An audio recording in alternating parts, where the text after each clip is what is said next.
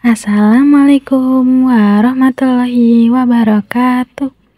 Perkenalkan, nama saya Resa Fitriana. NIM saya 857001408.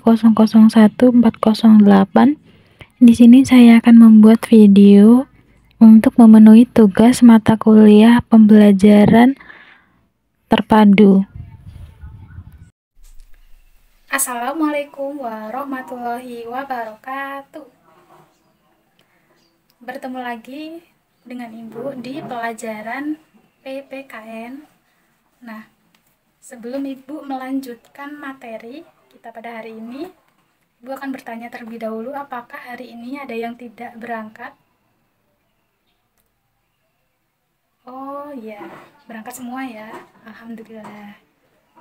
Jadi, Ibu akan mengulas kembali materi yang Ibu sampaikan di pertemuan yang kemarin, yaitu tentang simbol-simbol dari Pancasila. Oke, Ibu akan mengulas kembali ya. Jadi, simbolnya itu ada berapa anak-anak? Iya, betul. Simbolnya itu ada 5 ya. Jadi, yang pertama adalah apa? Iya, betul. Bintang emas. Dan yang kedua, rantai emas. Yang ketiga, pohon beringin. Yang keempat, kepala banteng. Dan yang kelima, ya betul, padi dan kapas. Nah, untuk yang pertama yaitu bintang emas. Bintang emas merupakan lambang dari sila ketiga dalam Pancasila, yaitu Persatuan Indonesia. Yang kedua, rantai emas.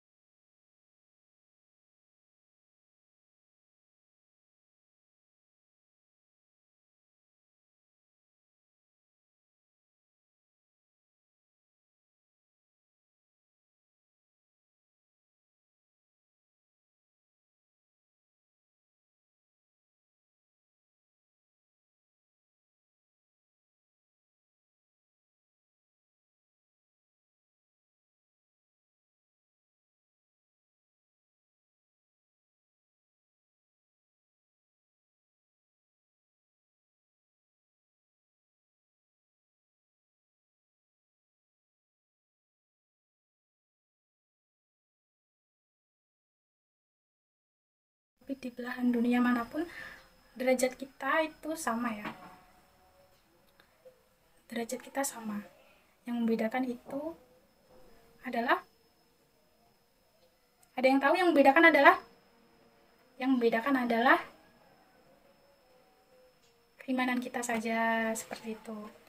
Lalu yang kedua, menghargai hak asasi manusia.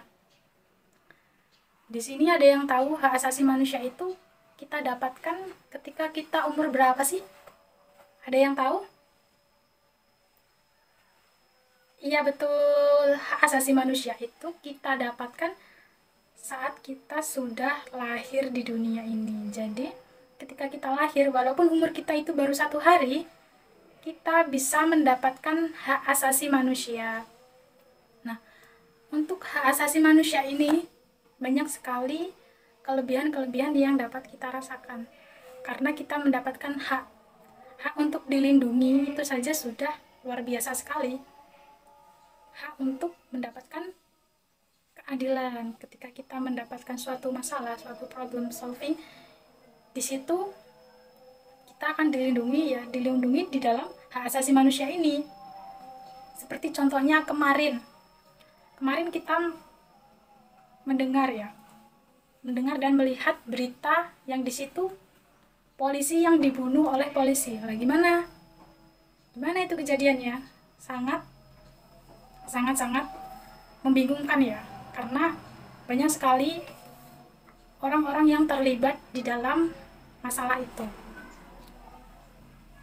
Sampai ketemu titik terang di mana polisi yang bernama Sambo ini, dia adalah dalang dibalik meninggalnya Brigadir J.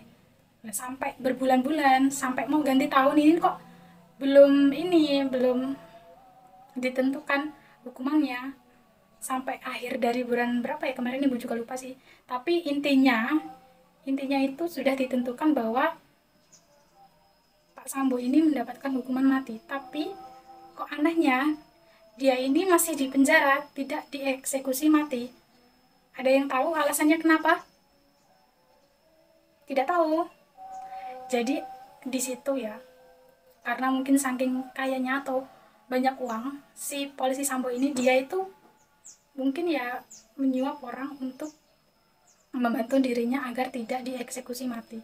Lah di situ pengacaranya Ferdy Sambo juga berpikir bahwa undang-undang terbaru akan dirilis gitu, yang bunyinya adalah hukuman mati ini akan ditiadakan.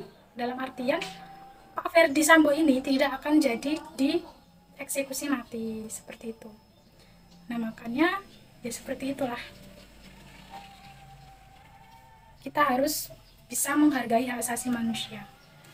Nah intinya dari cerita ini yaitu Pak Ferdy Sambo ini kenapa kok tidak langsung ditembak aja, kenapa nunggu persidangan yang sangat lama, kenapa ada pengajuan lagi, mengajukan banding, itu karena Pak Sambo ini dia memiliki hak asasi manusia. Walaupun dia seorang kriminal, tetapi dia memiliki hak asasi manusia. Yang namanya manusia yang ada di Indonesia ini semuanya dilindungi oleh HAM.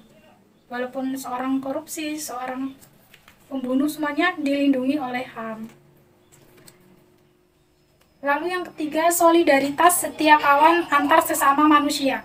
Nah, kita di sini teman-teman sekelas, teman-teman di luar kelas, keluarga dan lain sebagainya, kita harus bisa hidup solidaritas setia kawan antar sesama manusia. Kalau kita tidak mengedepankan hidup solidaritas setia kawan antar sesama manusia itu ya,